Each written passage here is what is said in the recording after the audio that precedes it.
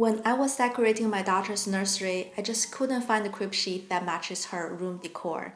The store-bought options were plain, didn't match the color palette, or just weren't special enough. So I grabbed a beautiful fabric I love and then made one myself. In this video, I'm going to show you exactly how to make your own fitted crib sheet under 1 hour, so you can make as many as you need in any fabric you love. And spoiler alert, it's super quick and easy. Hi, my name is Kaylin. I'm a sewist and DIYer. Here's the thing, if you have a crib, I highly recommend having at least 2 sets of sheets. 2 sets of sheets let you alternate, but honestly, 3 sets will give you the most wiggle room. I already have 2 fitted crib sheets already that I bought earlier. They are great quality, but didn't really match the decor of my daughter's room, which is a creamy grayish green with some blue and yellow undertones. So I've had my eye on this double gauze fabric for a while. It's super soft, breathable, and perfect for babies. It also has this perfect print, so I decided to use that to sew a new fitted sheet for my daughter's crib. For reference, I'm using a standard crib mattress. I made my own pattern for it, so if you have the exact same size, you can follow mine exactly. If yours is different, I'll also share a simple formula so that you can plug in your own measurements and make your custom size. The first step I did was actually to measure the crib mattress and also the crib size. So even though you can usually find the crib and mattress dimensions online, for example, mine is the IKEA Sneakler crib and with a Newton mattress. I like to double check by measuring myself just to make sure. So my mattress is 28 inch by 52 inch and 4 inches thick. If yours is thicker, you need to adjust the pattern slightly so that the sheet wraps all the way around. Here's the pattern I created. Feel free to screenshot or save this video for later. Those measurements are based on my 4-inch mattress height, so if you have the same size mattress, you can just copy my measurement directly. But if you're using same size but different thickness for the mattress, you need to extend those 4 rectangles a bit further. Here's the formula that you can calculate your own size. Now it's time to cut the fabric. I first measured out 70 inches, and cut a slit with my scissor and then try to tear the fabric so I can go straight grain, and it went badly. So instead, I cut the slit a little further and then I pull a thread to create a straight cutting line and then just follow along the cutting line to cut it. It works perfectly for keeping it straight. Because I only bought 1 meter, the width was not enough. I pieced some leftover fabric together. This seam will end up on the side and face a wall, so it won't be really visible. Now I need to cut out the 4 corners. I realized that the size of the corner is 8.5 inch, which is exactly the size of US lettered paper. So I folded the paper into a square shape and used that as my cutting template for all 4 corners. Once you cut out all 4 corners, it's time to get sewing. For each corner, I match the cut edges right sides together, pin them, and sew them with a 1/2 inch seam allowance. Then I finish the raw edges with my serger.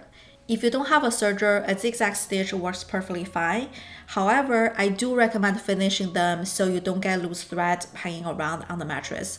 After serging, I tied off the thread in double knots and then trimmed the excess. And I just repeated it for the remaining 3 corners. Once the corners are sewn, you'll see that they form these nice cube-shaped pockets that wrap around the mattress corners, which is what we want. We'll make a channel for the elastic.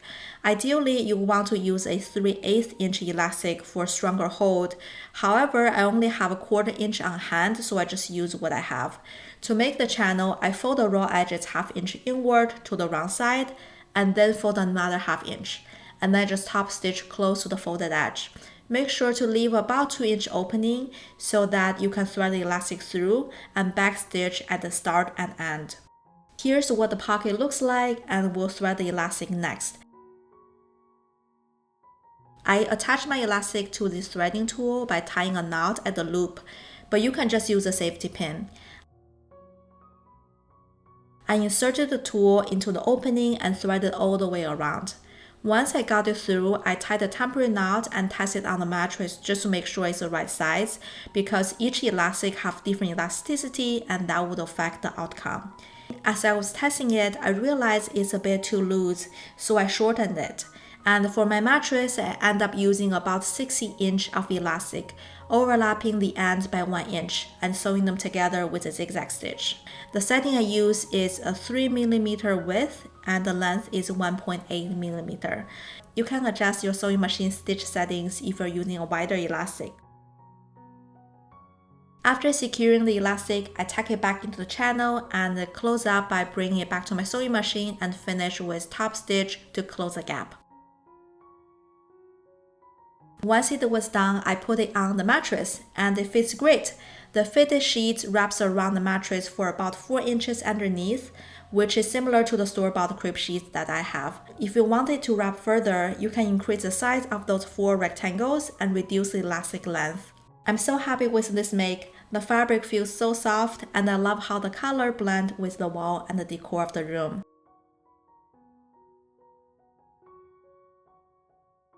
By the way, a note on pre-washing fabric.